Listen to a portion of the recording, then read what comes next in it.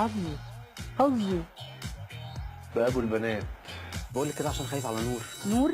ونور مالها؟ انت عارفه نور مخها طائق وبتحب تقلد. نور؟ انت هتعملي لك كبيره؟ انت تتجنني، انتوا لسه ما شفتوش جنان. انت هترجعي تعيشي معايا. انت هتسافري وهتسيبي لي البنات، وده قرار انت واخداه. شيشه. طب مين اللي عامل؟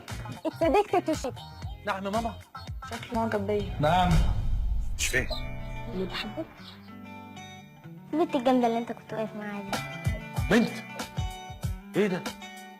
ايه الحركات دي؟ بنت انا تعمل الحركات دي؟ جبت الحركات دي منين؟ احنا مالنا؟ هو حر. لا مش حر. وانا مش عوج ما يعجبكوش. امشي عدل واتجوز تبصوا لي. رقاصه يا فارس. دي صفينار صفينار. ايه ام الجوازه اللي مصر كلها بصلي فيها دي؟ بس اخترت اللي تعجبك انت، مش اللي تنفعنا احنا. انا طول الوقت بحاول اصاحبكم.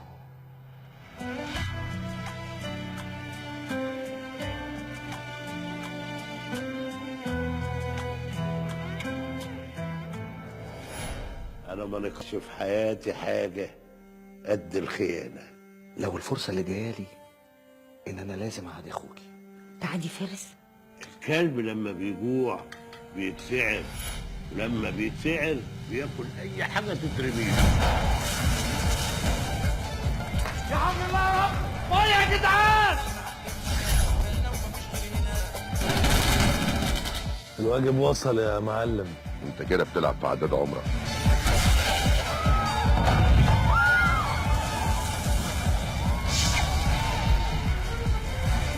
هي حصلت كمان حرمه البيوت.